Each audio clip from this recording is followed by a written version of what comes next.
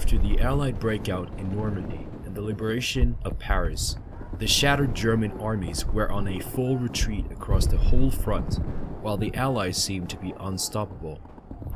But in September 1944, the Allied advance came to a halt in front of the German Siegfried Line.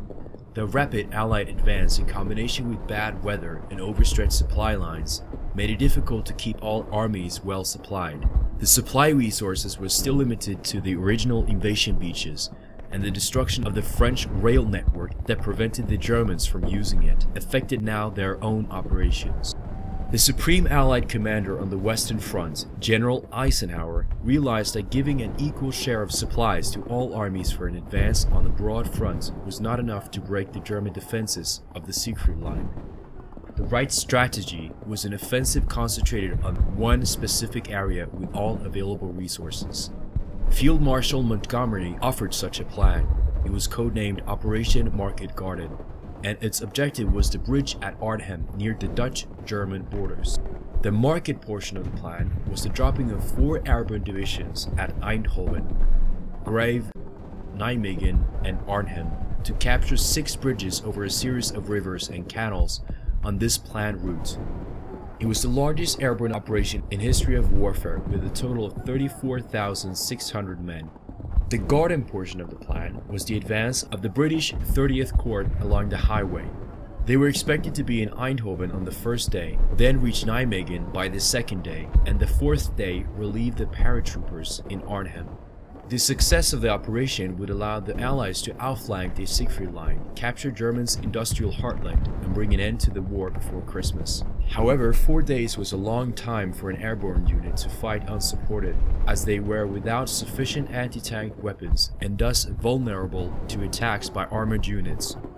Even so, the Allied High Command believed that the Germans were too weak in Holland and without tanks, and that the whole operation would encounter little resistance. What the Allies did not know was that the German forces in Holland were reinforced by the arrival of the 2nd SS Panzer Corps, consisting of the 9th and 10th SS Panzer Divisions. After continuous action in France, Field Marshal Model ordered the 2 divisions to rest and reorganize in safe areas behind the front line. These areas coincidentally were around Arnhem. The operation began on the 17th of September. There was an all-around success early on the first day. The majority of the American paratroopers landed within 1 kilometer from their intended drop zones. The 101st Airborne Division was dropped north of Eindhoven and captured 4 smaller bridges assigned to them, but their main objective, the bridge at Sonn, was blown up by the Germans. Later that day, the Germans' 59th Infantry Division attacked the American paratroopers without any success. The British tanks to the south started to advance according to the plan. The Irish Guards were the spearhead with 200 tanks and 13,000 men. But after the first 10 minutes they were ambushed by Germans, who survived the Allied artillery barrage and inflicted heavy casualties to the Irish Guards. After 3 hours of battle, the Germans gave up, and the 30th Corps continued heading north until nightfall. They were already behind schedule.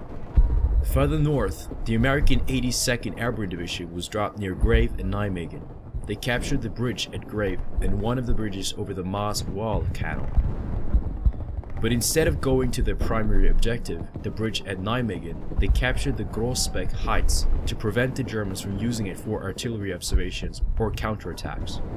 At the British sector, things were more complicated. About half of the 1st Airborne could be dropped in the first wave, and half of them had to stay and protect the landing zones. SS Major Kraft and his combat group of 435 men managed to stop the 1st and 3rd Battalions.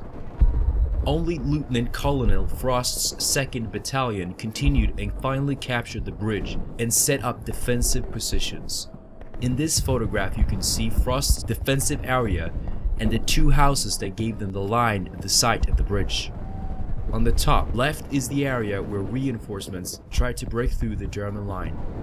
At this critical moment, the 2nd Battalion lost communications with the rest of the brigade, as they were separated by 13 kilometers, and their radios had an effective range of only 6 kilometers. The Germans, on the other hand, were able to coordinate their counterattacks. On the same day, the Germans recovered a copy of the Market Garden Plan from the body of an American officer who should not have carried it into combat. Unfortunately for them, Model rejected it as another Allied deception. He also refused to believe that the Allied objectives were the bridges, but where all German commanders agreed was that the key to victory was Nijmegen. If they could hold the bridge there, any Allied success at Arnhem would be in vain. On the 18th of September, the Irish Guards met up with the 101st in Eindhoven. With the bridge at Son destroyed, the engineers brought forward materials to construct a new bridge. It was completed after 10 hours. Around Nijmegen, the Germans launched a series of counterattacks, but the 82nd Airborne held their positions and received reinforcements.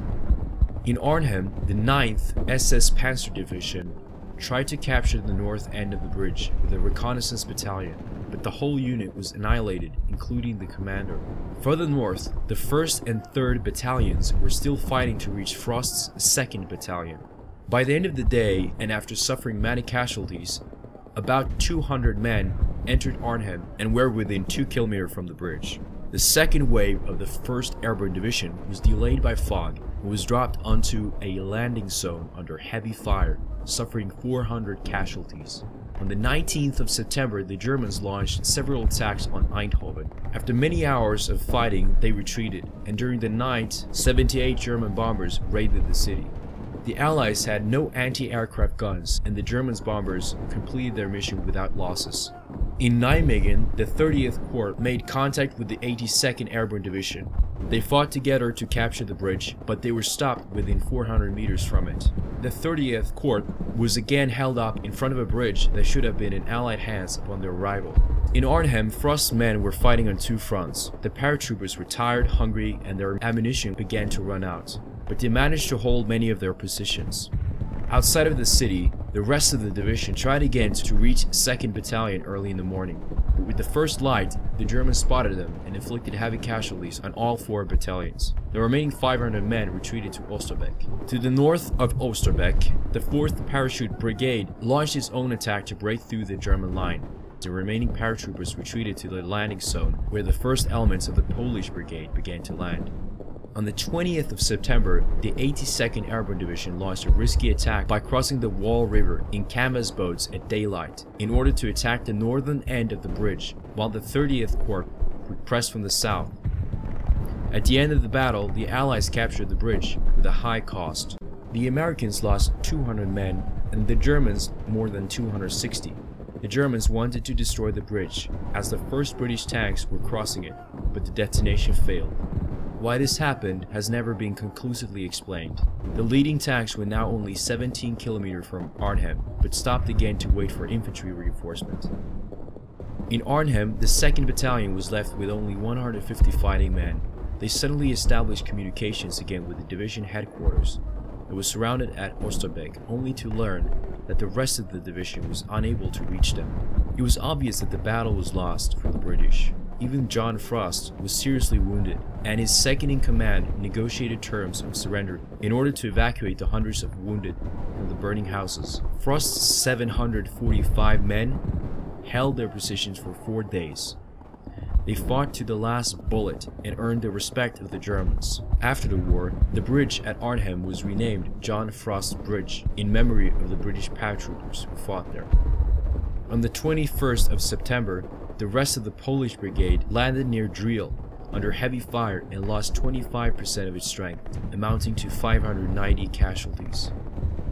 They retreated to Driel and took up defensive positions. On the next day, the Poles made contact with the 30th Corps. All attempts to reinforce the 1st Airborne Division at Oosterbeek by crossing the Rhine failed, and on the 25th of September, the 1st Airborne Division was ordered to withdraw from Oosterbeek under the cover of night. Operation Market Garden was a complete disaster. Everything that could go wrong did go wrong. The 1st Airborne Division suffered more than 8,000 casualties, the majority of them wounded and captured by the Germans. The Germans proved that they were far from beaten, and 3 months later, they shocked the Allies again by launching a sudden offensive in the Ardennes.